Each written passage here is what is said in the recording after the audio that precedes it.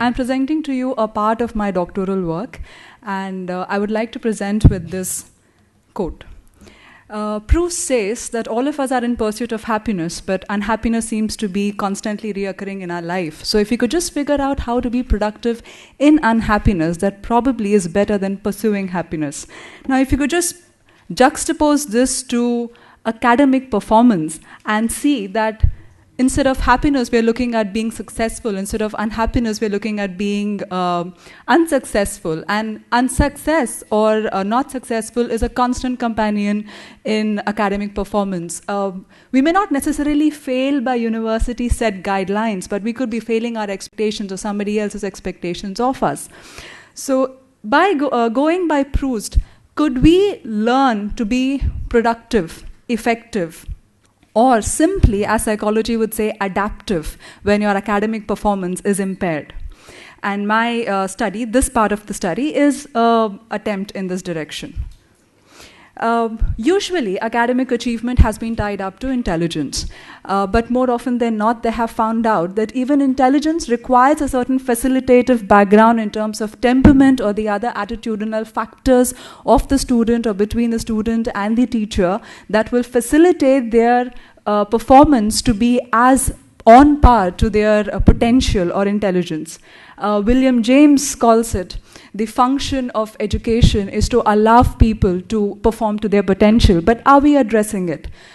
In sports psychology, they are already waking up and they are really going gung-ho on mind training to better talented performers. But are we doing the same in academic achievement? In India, not yet. So I would like to propose that academic performance is often scaffolded by maladaptive and adaptive behaviors. So when I'm looking at adaptive behavior, we can call that as a result of thoughts and feelings. So what is the first step that we take adaptively when our performance is impaired? The first thing we do, as Seligman would say, is try again. So I'm using Martin Seligman's learned optimism as my first conceptual component. And I say to try again, he attributes it to a certain style of thinking. He says, if you can attribute success to yourself, make it global and permanent an endeavor, and exactly the opposite to failure, then you will definitely try again. You will restart your effort. Being optimistic only about yourself and your opportunities is not enough. To sustain effort, you need to, in fact, believe that effort makes a difference or effort improves your ability. That's where Dweck's concept of mindset comes in, wherein she speaks about two components or two ways in which mindset plays out. There is a growth mindset and there's a fixed mindset. So a growth mindset believes that your potential improves with effort, whereas the fixed mindset believes exactly the opposite of it. Another constant companion along with these kind of belief systems that seem to be affecting performance is the feeling of frustration. And frustration, I try to understand this using the REBT school of thought, which is rational emotive behavior therapy, which attributes it to a core irrational belief of intolerance to work frustration. I just believe that if I'm good at something, it needs to be easy, it needs to be interesting, and it should not be boring at all. But in fact, if you ask any of the high performers, they constantly have to work with boredom, they constantly are frustrated. It's just that they talk themselves out of it very well. Until now, we have been understanding that this has led to a certain awareness of how we think about ourselves during performance or our abilities which affect performance, which would mean to say metacognitive awareness is now already getting tapped into. So metacognitive awareness simply means knowing what I think and regulating how I think. Now, if you could just transfer this metacognitive awareness, which is a derivative of the components until now, onto our learning strategies, I think we'll be able to understand which of the study skills or learning strategies are working better for us and which are not, which will then lead to a commendable academic achievement for individual students. I would like to say that the model presented, the theoretical model that I try to study in my doctoral program, cannot work in isolation. I do place it in Bronfenbrenner's ecological theory in the U, in the microsystem. you are not immune to adversities. You will always be vulnerable to adversities. Only when the environmental system is conducive for performance will you be able to perform well. So in conflictual situations or in other situations, perhaps this could place too much pressure on the individual. But if the environment is conducive, then yes, keeping this model in mind, we could enhance academic achievement. Therefore, my paper is titled The Influence of, please mark it, I say academic in brackets, cognitive factors on academic achievement, because more often than not, these factors have been referred to as non-cognitive. But as we have understood, cognition is an imperative component of this kind of thinking. But they just are not academically related in terms of, I'm not looking at memory, I'm not looking at intelligence, I'm looking at belief systems which surround performance. I used in this part of my doctoral work an experimental design. I trained, I have an experimental and a control group with the same gender composition and number. I trained the experimental group on a 12-week skill building program. As you can see, there are 4 components to the program. The first one is a psychoeducational in nature, teaching adolescents the REBT principles. To begin with, REBT principles, I just taught them the ABCDE model, wherein your consequences or your emotional consequences are related to your beliefs and not the situation. Also, I taught them how to argue with themselves when they are feeling not so good about their performance. Adolescents love to argue, so I tapped upon it. And I taught them how to dispute based on 3 styles of disputation followed in REBT, which is a logical dispute, an evidence-based dispute, and a functional dispute. After which, there's a prescribed program by Martin Seligman about how to teach learned optimism to adolescents and children. So that was another component. The next one, Stanford very generously supported my research by giving me free access to their Brainology program, which facilitates students to learn and understand growth mindset through a video game, which is online. So even though all my study was done in India, just thanks to the internet, they could access a program at Stanford and learn how to develop a growth mindset. Finally, I tapped into metacognitive awareness-based oriented learning strategies, so they are able to use these strategies in their actual studying curriculum. My skill building program, as I said, one skill area continued for 3 weeks, was taught for 3 weeks, for 3 hours per week, totaling to around 36 hours of training.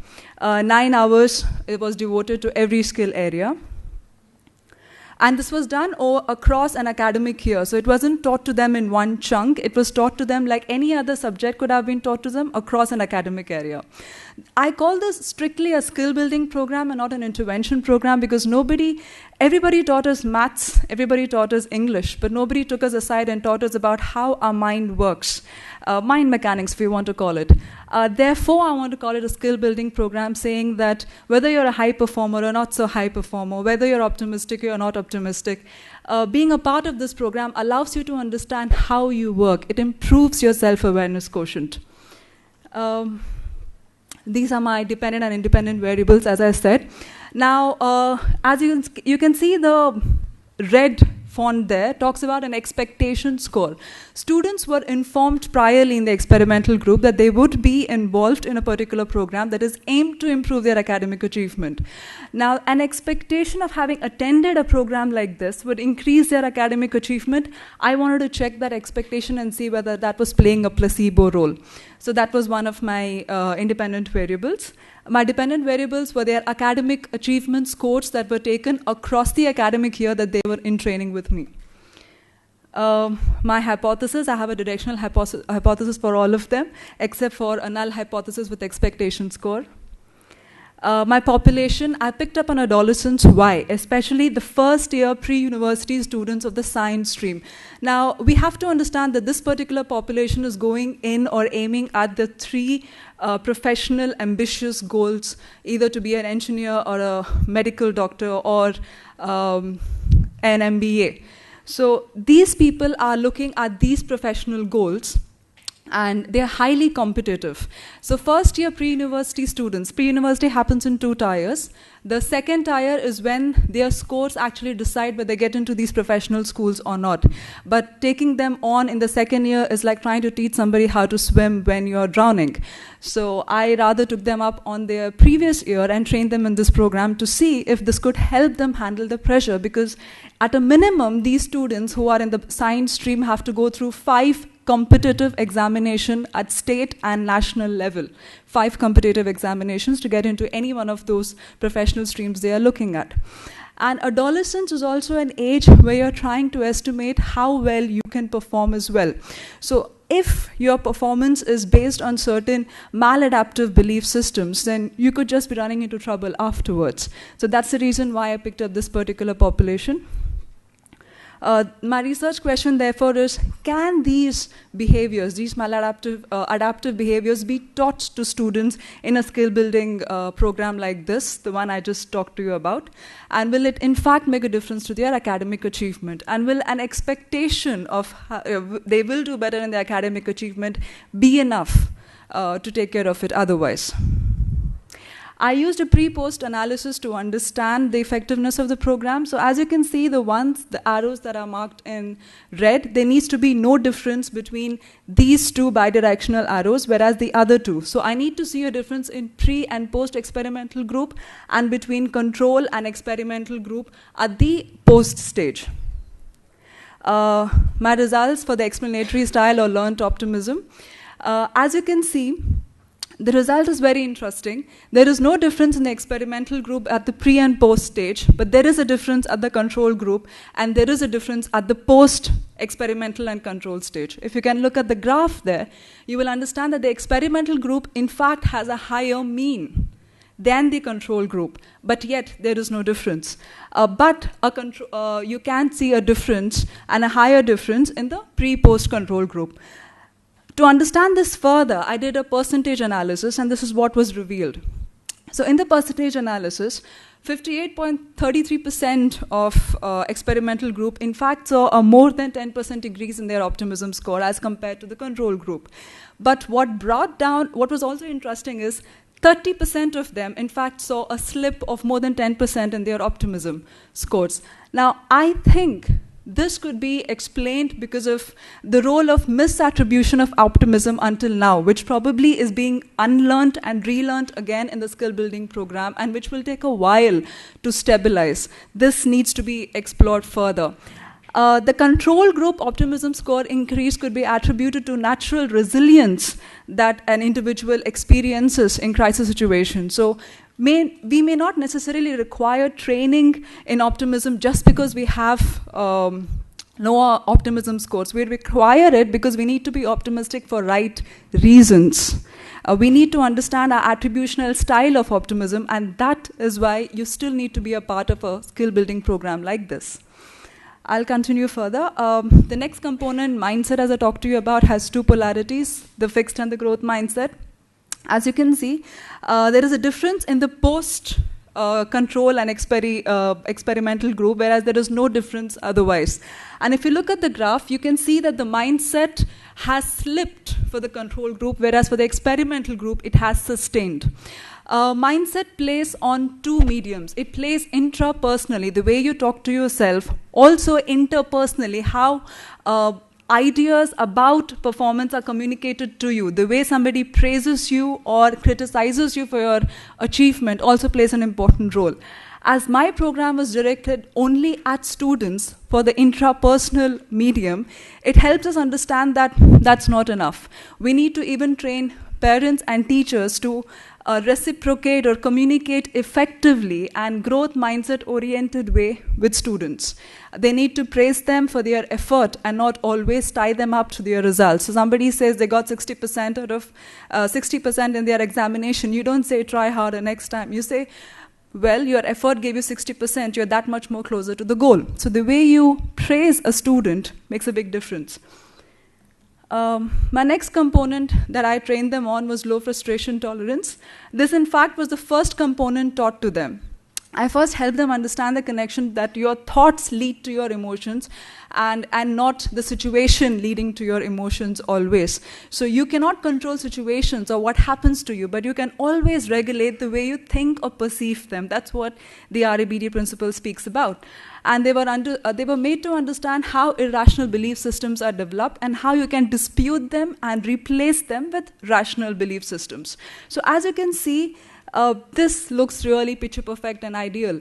The experimental group saw a large decrease in their frustration levels as opposed to the control group. Now, the reason probably I believe this was very effective is, first of all, it was the first skill taught to them, so they had enough time to exercise it. Second thing, I think emotionally tackling the issues of an adolescent are far more important than teaching them so many things about them. It lowers their resistance, it creates an emotionally optimal environment for learning itself.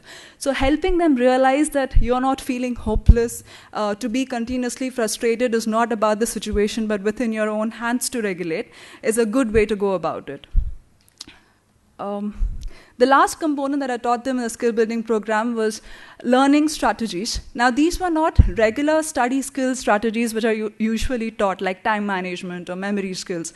Instead, they were asked or given a choice of learning strategies to choose from and see which one of them is effective for that particular individual and accordingly apply it in their studying. And this was taught far at the end. As you can see that the control group did start with a slight advantage, but the experimental group has come closer and met that particular disadvantage, but there's still no difference between the two. And this component was taught at the end of the 12-week program, so maybe it is, they didn't just have enough time to exercise it. The expectation score shows a significant correlation at 0.05 level. Now, I wouldn't say that it played the role of a placebo entirely, because you can see that the skill building program in fact brought down the independent variable scores or brought up certain independent variable scores. It did affect it. So it can't be said that the expectation in fact led to academic achievement.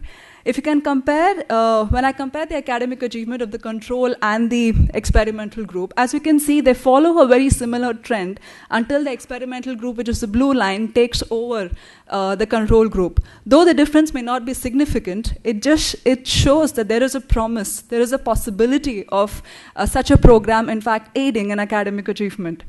The trend that can be seen is simply because they have gone first from a 25-marker test to a 100-marker test in their second turn.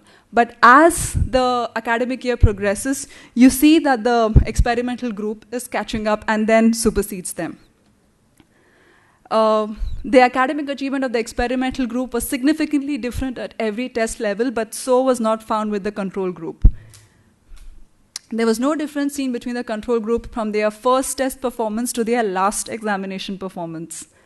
So when I did a percentage analysis, this is what was revealed. 47.22% of them could see a growth of more than 10% in their academic achievement as opposed to the control group. And what is even more heartening is less percentage of students, in fact, saw a slack in their academic achievement.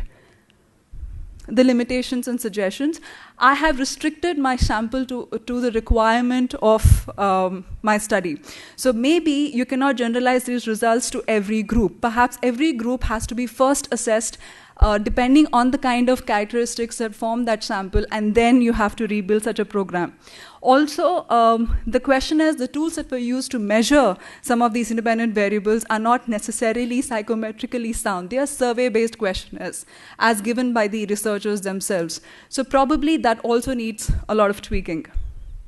Thirdly, I could not conduct a follow-up study of the experimental group simply because some of them volunteered to be a part of group counseling and individual counseling later, and then that would affect the study results as well. Also, what is strictly recommended is that we no longer just target students when we are trying to understand what they are trying to do or how they perform or what they think about performance, but instead do a three-pronged approach. We look at parents, we look at teachers, and look at students to make it a more solid program. the implications. You don't always have to tell the student when they come to you when they're not performing well that, study harder. Sometimes you have to look at other areas that are affecting their performance, which we do individually, but we never do for an entire classroom as teachers. Also, can we stop being... can we not come at only the treatment or therapeutic level? Can we come at the preventive or precautionary level? Can we pre-screen students and say that, you have certain maladaptive behaviors or something like that, and we have a program like this, would you want to join? So can we come at a preventive or a precautionary stage? And also we need to investigate natural resilience by itself. Yes, some of us bounce back from failures much better than some others, but are we doing it the right way? And if we are not doing it the right way, how adversely can that affect when that adverse situation goes beyond bounds? Also, whenever we as parents and teachers and fellow academicians talk to students, we have to underline the importance of effort over result. We don't ask them what happened after the examination, we ask them how they have prepared for the examination instead. Half a minute. Okay, thank you, ma'am. Thankfully, it's my last slide. Metacognitive awareness skills are often ignored in the study skills which are taught to students. This, in fact, needs to be taught also, probably far more than memory skills and time management skills and organizational skills which are taught to them in a regular skill building program. Next is the biggest problem that developmental countries or developing countries like us face is infrastructure. Do we have the infrastructure to run a program like this? And I didn't need any more facility than which is probably seen in this particular room. I needed a projector. I needed each student to have a phone so they can access the program at Stanford, and they did have. So we have enough infrastructure. We don't need anything extra to run a program like this. And yes, that will be the end of it. Thank you. Thank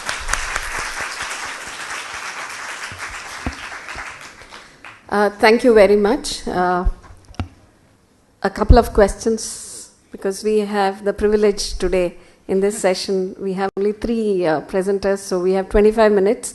20 was given to them, and 5 was assigned to Q&A. So,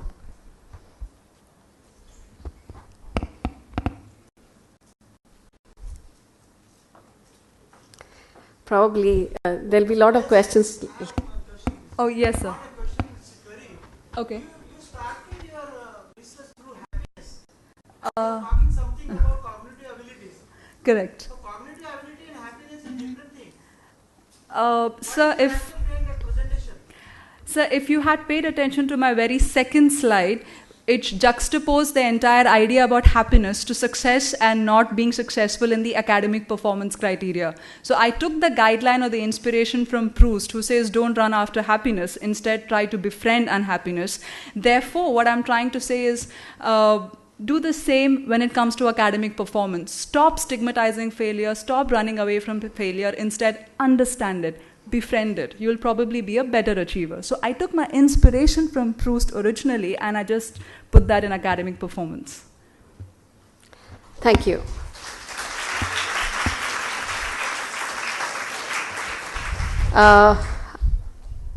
One more question? Yes. I'm sorry, how do I choose, ma'am? Yeah, I think ma'am wants to. Okay. Yes. The third question you can take during the tea break or lunch break. Oh, I can wait. No, ma'am, you go ahead. Right. This is simply something that I have been trying to understand. Yes, ma'am. Now you said you used the Bronfenberg's environment. No? Correct. Now we see lots of examples where despite the environment, or in fact because of adverse environment, True. how people have grown. Correct. For example, Carl Rogers, and there are many more yes. psychologists. Abraham Maslow as well. Exactly. Correct. So, can you deal with that? Yes, ma'am. I would like to say that thankfully... A quick answer, then you can continue later because we have other... okay, that will take a lot of editing on I know. Okay. I would believe that such kind of formidable adverse environment may not necessarily be there anymore, but that does not mean you don't need the required skills to know how to meet an adverse circumstance. But I would also say that when the formidability of adverse environments exceeds a certain limit, you really cannot hold the individual responsible for the kind of behaviors that come out. Maybe in case of a Maslow or a Roger, it worked the way it did, but we also have equally other cases where it did not go the right way. That the Bronfenbrenner was given, model was used as a context to understand the scope of such skills and not to place too much demand on the individual. We have to understand that as a society, we have to help. We are not living alone. We are living with a group of people.